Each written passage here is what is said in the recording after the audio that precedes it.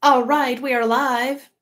We are live January 18th, woo, 2019, kicking butt, taking names. Awesome. All right. Or as some others may say, hashtag getting after it. Okay, guys. So I have this great question today, and I thought I'd share it and discuss it a little bit. And I have an excellent, I have an excellent example to share with you. Okay. So here's a question that came in from Lucy, who is an awesome human being, for sending me this question because it's a very good question.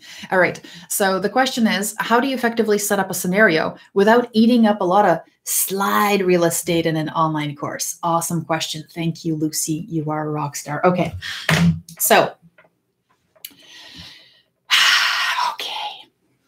This is very, very important. Also, very soon you will hear a float plane floating over my house. Yes, it's like I do these. I gotta switch the time just a little bit. So I'm remembering now it's 9:16. Next time I will I will move it about like 2 minutes after or 10 minutes before so that you don't hear it. It's actually not that bad today. He'll probably loop around and come back and just make the windows vibrate. Anyways, okay. So this is a very common issue, I think, that people are, when you're designing your scenario, where you design your e-learning, you are worried about that scenario setup taking up too many words, taking up too much space, taking up too much time. I mean, people just want to get to the decision making, the clicky clicks, right? They want to get there really fast. And I say, do not skip this section. In fact, if you shorten this, if you make this too general and too small and don't set it up properly, everything else will absolutely flop. So you have to make sure that you're making this a very, very important part of your design process and spending quite a bit of time making sure this is really well refined, because it will make or break your scenario. All right. So here's my example for you. So I don't know if you're a Netflix subscriber or fan. I am not promoting that you are, because it can seriously become such a huge time suck, because they do have quite a few great shows on there. So one of the shows that I absolutely love is called Black Mirror. And if you're not familiar with Black Mirror, it's a series, so you're hooked forever. And it's a series about all these random stories about people and how their lives are affected by interaction with technology, or how their lives and morals are questioned through advances in technology or integrations of media and all these other things into our lives. And then basically the show is about negotiating how we as a society negotiate these new technologies that become prevalent in our lives, because we don't always examine the impact of how they affect us, and how they maybe skew or isolate our actions from the consequences of our actions. Anyways, it's pretty cool. I don't know if I even sold you on that. I may have totally turned you off to the show. However, one of the recent experiments that Netflix ran was to create a movie that's a Black Mirror movie, and the movie is interactive. So what happens is, I have an Xbox controller, and what happens is the movie starts just like any regular movie. However, what happens is, as you're watching the movie, the controller will vibrate, and that means that there's a decision point to be made, and you get choose one or the other. It's always an alternate choice question, and you choose your path. And it failed for me. I got to be honest. It failed for me. I love the idea, because I'm a scenario geek, nerd, whatever. Like, give me more of that. I love it. Choose your own adventure. Fantastic. Yes, this is the medium. Let's do it. However, one of the things that happened, and the choices in an alternate choice question framework, basically what happens is you have a setup and you have two choices, and each one of them is equally compelling. So if you don't know, let's say you're using this kind of setup, which I've used with other companies like Adidas, where you have a somebody going through their day as, let's say, the manager of a store, and you have these kind of really sticky decision points where you're like, oh, both of these are very important. And as a leader, you have to make a call.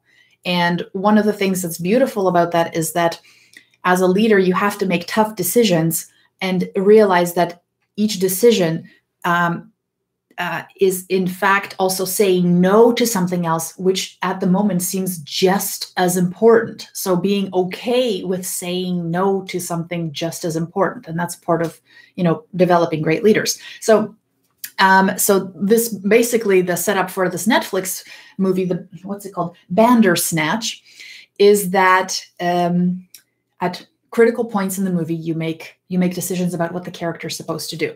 Now, the reason it failed for me is because they didn't take the time, they didn't invest enough time in setting up the character, setting up the scenario. So it started off kind of weak.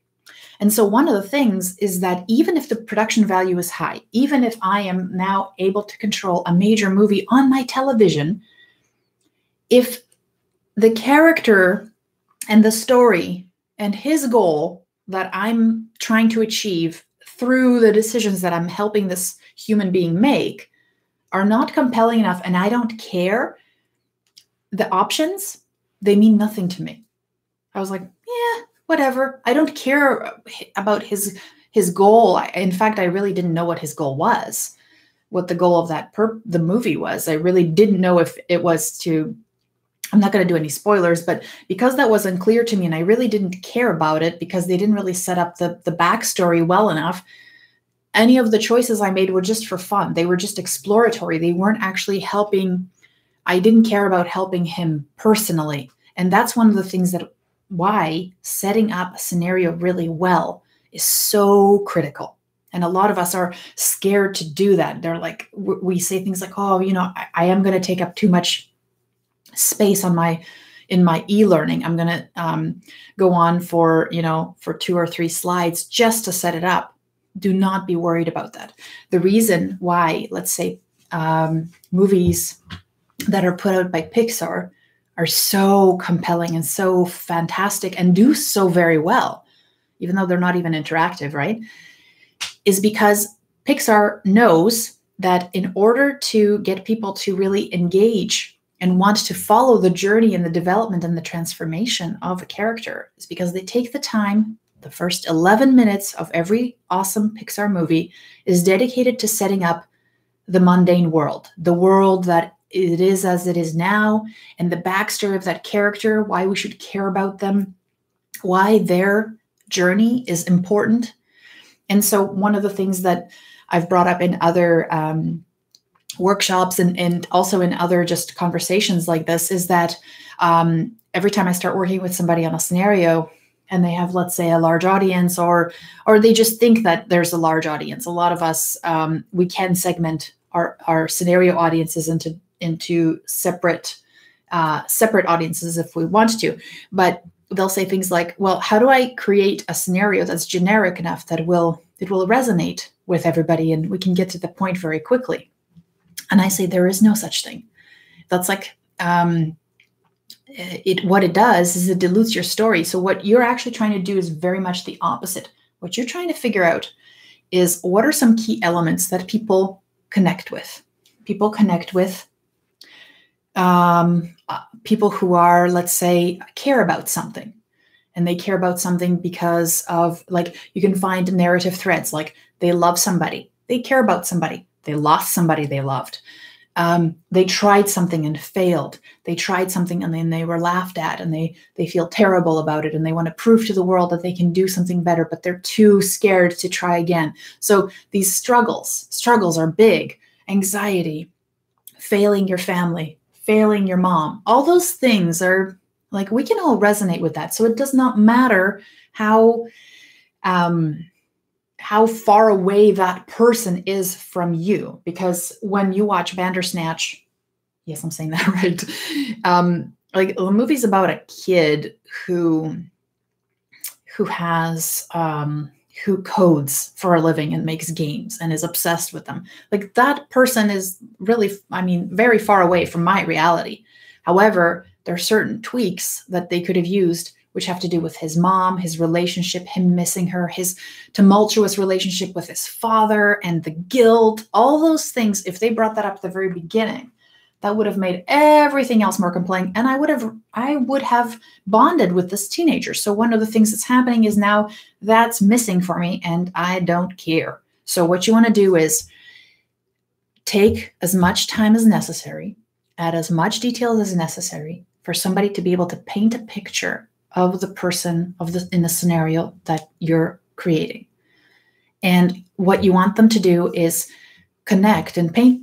Imagine that person so vividly in their mind that when they're there and making decisions on their behalf, they care about those consequences. They don't want that person to be hurt. They don't want that person to make the wrong decision because they care about them. So if you can make them care about that, and then the other thing that happens from that caring and that connection that you create is then now the transformation of getting to someplace, overcoming a challenge, being a better leader, being recognized, whatever it is that the outcome is of your scenario.